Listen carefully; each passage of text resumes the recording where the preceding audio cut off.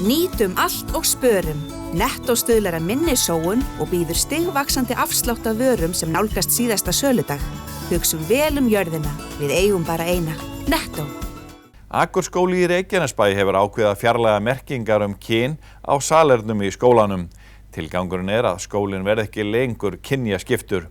Sjónvarp Víkurfrétta ræddi við Sigurbjörgu Róbertsdóttur skólastjóra þessa ákvörðun skólans. Hvers vegna tóku þessa ákvörðun að fjarlægja merkingar við salernin í skólanum?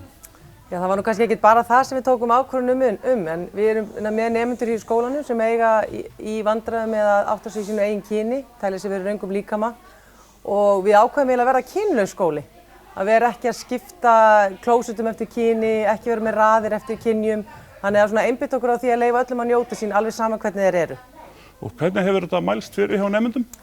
Sko, nemendur tóku nú ekki eins og eftir þessu. Þetta voru nú bara örfá skilti sem voru tekið niður og við bara héldum okkar striki og það hefur engin kvartað við þessu. En þessi fjölmiðlaumræða hefur vakið meiri athygli hjá nemendum heldur en það taka ykkur skilti á klósettum.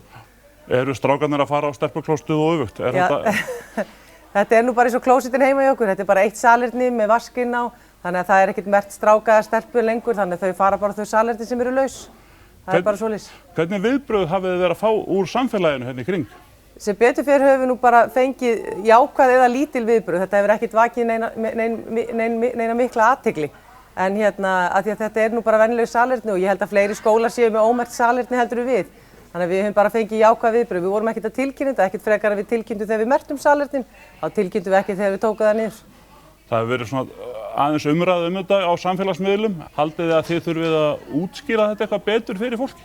Já, ég held að margir haldi að við séum bara að fara einhverja leið sem ekki rétt og við séum með bása eins og í gamla daga þar sem að strákar og stelpur eru saman við hliðina á pissuskálanum. Það er ekkert svoleiðis. Þetta eru bara venjuleg salerni og þessi fjölmiðlaumræða kom náttúrulega svolítið óvænt. Þetta var bara pingu lítill vefmiðill sem við byrjuðum á að fara í viðtal við og hafði svo sem vissum ekkert að þetta yrði svona mikið mál. En ég held að þetta snúist nú mest að vera bara fordómalaus og leyfa öllum að njóta sín. En þetta eru bara salerni eins og heima hjá hverjum og einum þannig að þar nota kallar og konur sömu salerni, þetta er ekkert mikið vandamál. Og þetta er alls ekki í búningsklefanum eins og sumir hafa haldið. Þar erum við með auka búningsklefa ef einhver treystir sér ekki inn í strákaklefan eða stelpuklefan. Þannig að það hefur ekkert með það að gera.